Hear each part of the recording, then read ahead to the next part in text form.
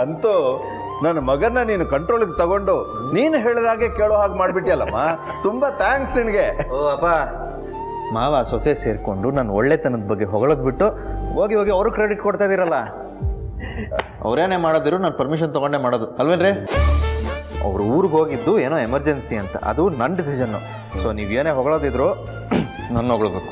ಆಯ್ತಪ್ಪ, ತುಂಬಾ ಒಳ್ಳೆ ಕೆಲಸ ಮಾಡಿದ್ಯಾ, ಬೇಸ್ಟ್ ಮಗನೇ.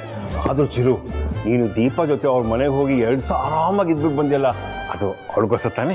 ಏನ್ ಚಿಕ್ಕಪ್ಪ, ನೀವು ಅಪ್ಪನ ಥರ ಒಳ್ಳೆ ಅವ್ರನ್ನ ಹೊಗಳ್ತಾ ಇದ್ದೀರಲ್ಲ. ಯಾಕೆ ಅಂದ್ರೆ ಇತ್ತೀಚೆಗೆ ಅವಳು ತಾಳಕ್ ತಕ್ಕಂಗೆ ಕುಣಿತಿದ್ಯಲ್ಲಪ್ಪ. ಎಲ್ರೂ ಸೇರಿ ಅವಳಿಗೆ ಹೊಗಳಿ ಅಟ್ಟಕ್ಕೇರಿಸ್ತಾ ಇದ್ದಾರೆ.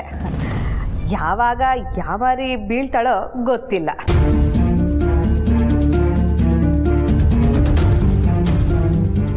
ದೀಪ ಬಿದ್ರೆ ಹಿಡ್ಕೊಳಕ್ ಚಿರು ಇದ್ದಾನೆ, ನೀನ್ ಬಿದ್ರೆ ಹಿಡ್ಕೊಳಕ್ ಯಾರಿದ್ದಾರೆ? ಇಂಥ ಕೆಲಸ ಮಾಡಕ್ಕೆ ನೀವು ಮನೇಲೇ ಇರ್ತೀರ ತಾನೆ? ತಪ್ಪು ಕಲ್ಪನೆ, ನಾನು ನಿನ್ ಪಕ್ಷದಲ್ಲಿ ಇಲ್ಲ. Dad, this is too much. ಸುಮ್ಮನಿರೋ OMG. ಅಪರೂಪಕ್ಕೊಂದ್ಸಲಿ ಕಾಣಿಸ್ಕೊಳ್ಳೋ ನೀನು, ನಿಮ್ಮಮ್ಮ ಸಪೋರ್ಟ್ ಮಾಡಕ್ ಬರ್ಬೇಡ. ಹೌದು, ಇತ್ತೀಚೆಗೆ ಕವನ ಮನೆಯಲ್ಲಿ ಹೆಚ್ಚಾಗಿ ಕಾಣಿಸ್ತಾನೆ ಇಲ್ಲ. ಎಲ್ಲಮ್ಮ ಹೋಗ್ತೀಯ ನೀನು? College, tuition, friends, party, picnic, technique. ಅದ್ಯಾವುದೋ ಭಾಸ್ಕರ್ ಟೆಕ್ನಿಕ್ಕು? ಅಣ್ಣ, ಅದು ಅಮ್ಮ ಮಗಳು ಕೋಡ್ ವರ್ಡು, ನಿನಗೆ ಅರ್ಥ ಆಗಲ್ಲ, ಸುಮ್ಮನಿರಣ್ಣ. ಏನು ಕಡಿಮೆ ಇಲ್ಲ, ಸಿಕ್ಕಿ ಮಾಡ್ತೀನಿ.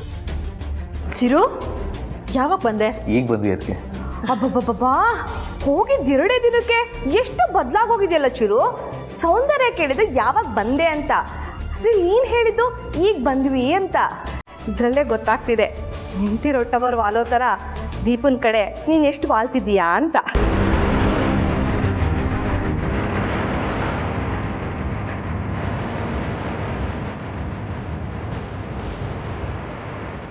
ಅದ್ರಲ್ಲೇನು ತಪ್ಪಿದೆ? ಎಷ್ಟೇ ಆದ್ರೂ ಅವನು ದೀಪನ್ ಗಂಡ ಅಲ್ವಾ? ಹೆಂಡತಿ ಮಾತು ಕೇಳೋದು ಕರ್ತವ್ಯ ತಾನೆ.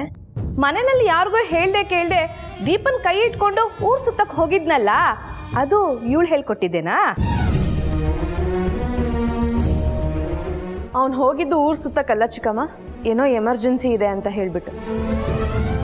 ಅವ್ನು ಹೋಗುವಾಗ ಎಲ್ಲರಿಗೂ ಹೇಳು ಅಂತ ಸ್ಪೆಸಿಫಿಕ್ ಆಗಿ ಹೇಳಿದ್ದಾನೆ. ಹಾಗೆ ನಾನು ಹೇಳಿದ್ದೀನಿ. ಆದ್ರೂ ಚಿರುದೆ ತಪ್ಪು ಅಂತ ಹೇಳ್ತೀರಲ್ಲ. ಆಯ್ತು ಬಿಡಮ್ಮ, ನಂದೇ ತಪ್ಪು, ನಾನೇ ಸರಿ ಇಲ್ಲ.